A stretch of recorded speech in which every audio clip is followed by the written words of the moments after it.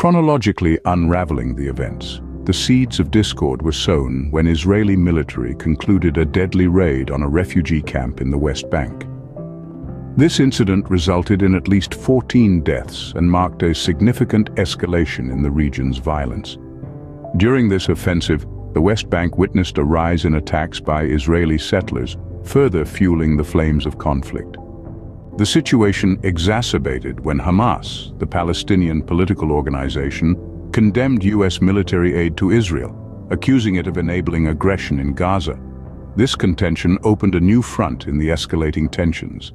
The international community watched with bated breath as Turkish President Erdogan discussed the need for a ceasefire in Gaza during a meeting with Hamas leaders. Despite the talks of cessation, Israeli attacks in Gaza persisted, leading to the tragic loss of over 34,000 Palestinian lives. The violence did not stop at the Gaza border. Israeli strikes in Lebanon targeted Hezbollah locations, widening the scope of the conflict.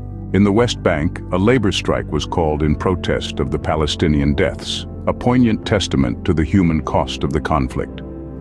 The Palestinian Ministry of Health added another layer of condemnation, decrying the killing and detention of ambulance workers by Israeli forces. To summarize, the recent Israel-Iran event began with an Israeli raid in the West Bank, leading to a sharp increase in violence.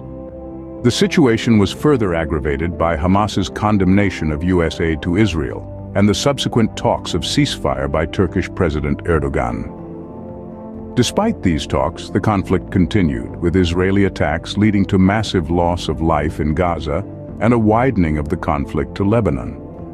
The event concluded with a labor strike in the West Bank and the Palestinian Ministry of Health's condemnation of the treatment of ambulance workers. This series of events paints a grim picture of the current state of affairs in the Middle East. It serves as a reminder of the intricate web of relations in the region and the devastating human cost of conflict. It underscores the pressing need for dialogue and diplomacy in the face of escalating tensions, a message that reverberates around the globe.